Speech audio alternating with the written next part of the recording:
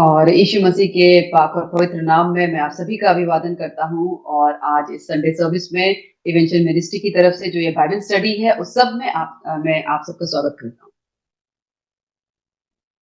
For today's Bible study, let us turn to Gospel according to Saint Matthew, chapter 26, verses 1 to 16.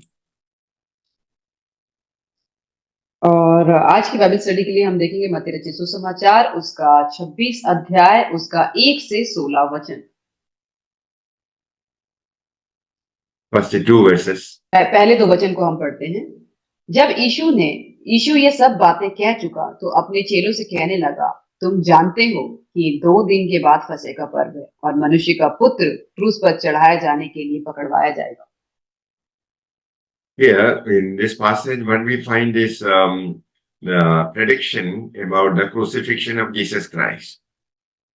और ये दो में इस passage में हम क्या देखते हैं कि यहाँ पे खुदा जो है वो प्रेडिक्ट करते हैं, बताते हैं कि उनके क्रूसिफिकेशन के बारे में जो उनकी होने In वाली। fact, this is the fourth revelation of the crucifixion. और ये जो है वो चौथी बार ये रेवलेशन था जो उन्होंने अपने क्रूस के विषय में कहा था। Before that, three times Jesus foretold about the crucifixion on the cross. और इससे पहले भी परमेश्वर ने जो है यीशु मसीह ने जो है वो 3 बार अपने क्रूस के विषय में बताया था। And in this passage, Jesus reminded the disciples about the Passover. और यहाँ पे यीशु मसीह ने जो है अपने चेलों को जो है फसह का पर्व होता है उसके बारे में बताया।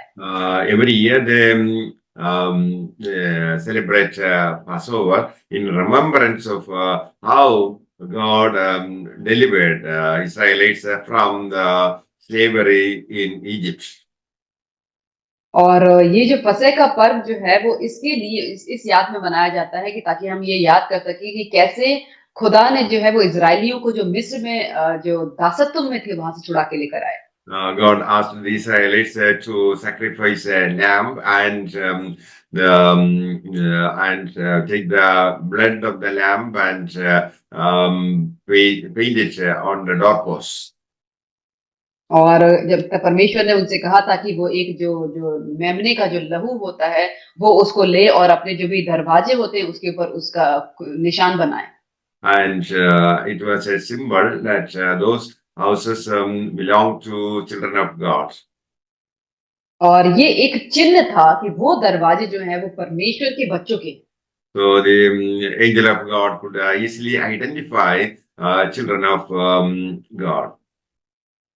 और इसीलिए जब जब वो स्वर्गदूत आए तो वो आसानी से वो पहचान पाए कि ये जो दरवाजे ये जो घर है वो परमेश्वर के बच्चों के हैं। In all of the other houses, there was a death because of the visitation of the angel of God.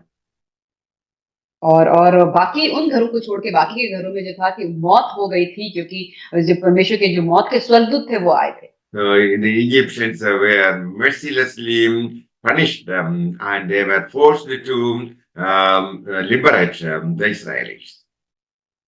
और जो मिस्रियों को जो है कि बहुत ही मतलब क्रूरता से उनके उनके घरों में जो वो मौत हुई उसके बाद उनको ये चीज बोला गया ताकि उसके बाद ही उन्होंने इजरायलियों को जो है वहां से जाने दिया। So God liberated them and brought them to the promised land under the leadership of Moses.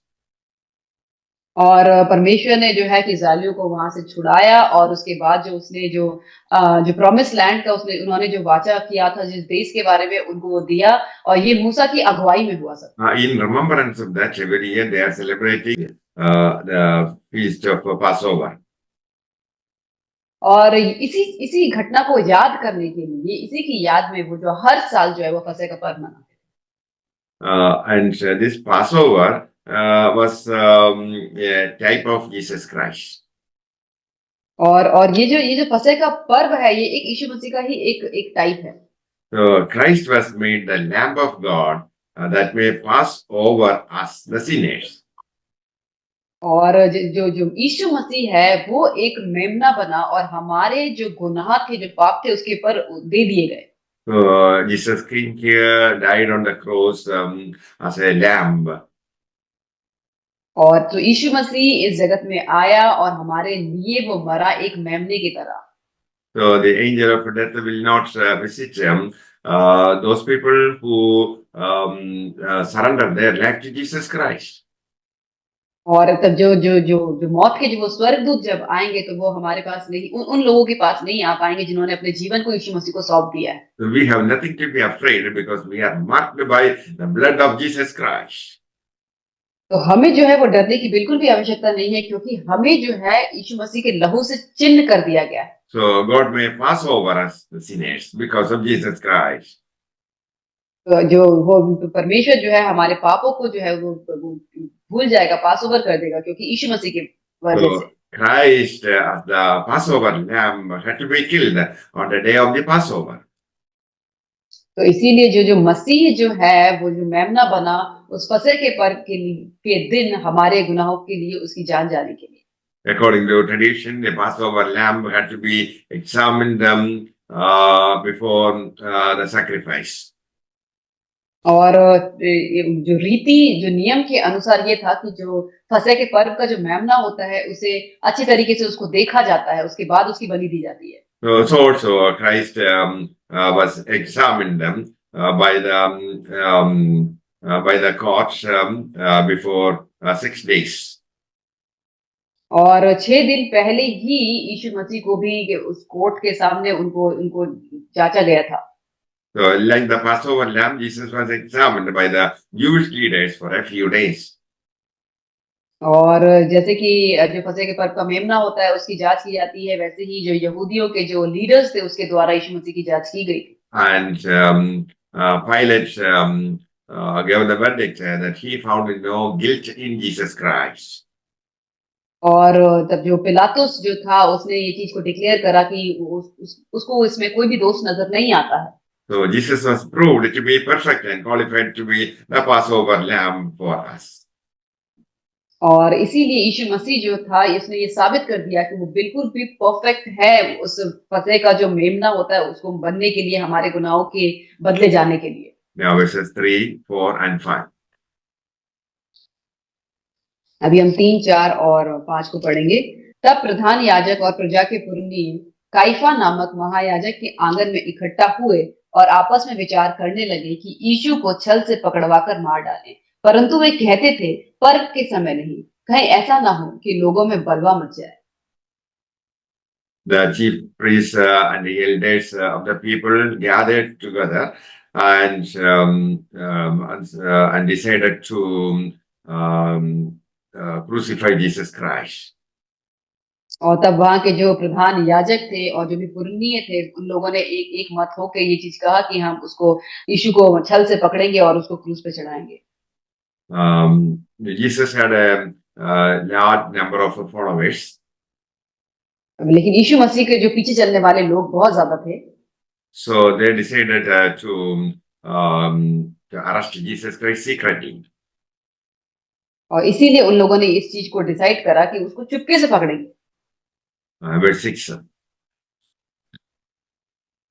जब यीशु बेतनिया में सिमोन कोढ़ी के घर में था। Yeah. Leper signifies a sinner. और एक जो कोढ़ी होता है उसको एक पापी की दृष्टि से देखा जाता है। So here here a person called Simon is mentioned.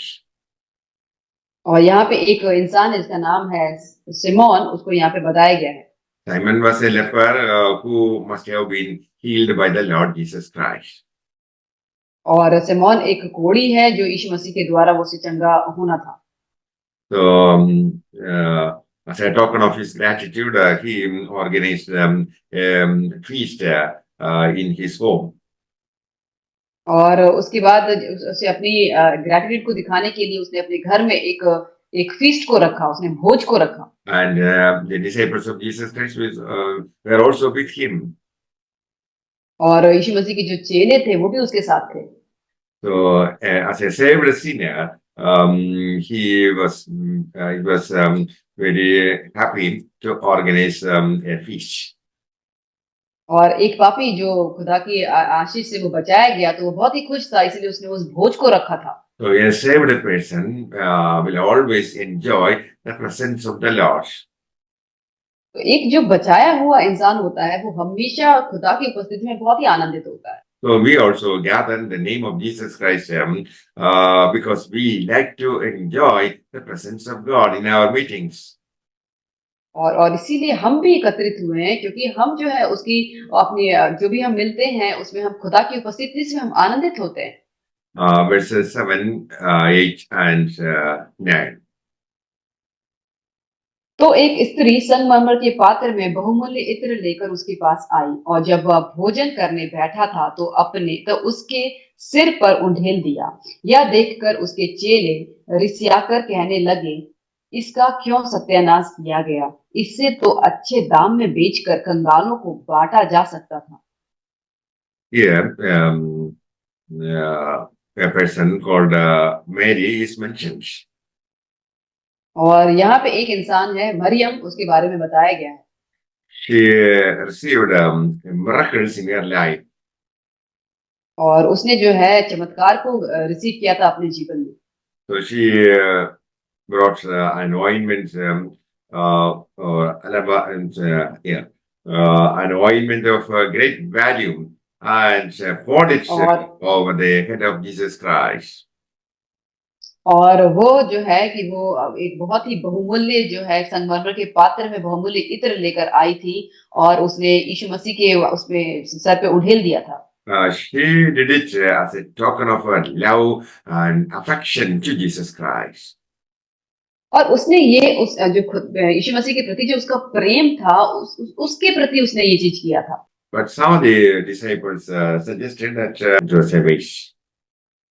लेकिन वहां पे जो लोग कुछ बैठे हुए थे उन्होंने कहा कि ये तो बहुत ही खराब किया है। So that is not the correct attitude of a true believer. और ये एक सही स्वभाव नहीं था एक सच्चे विश्वासी का।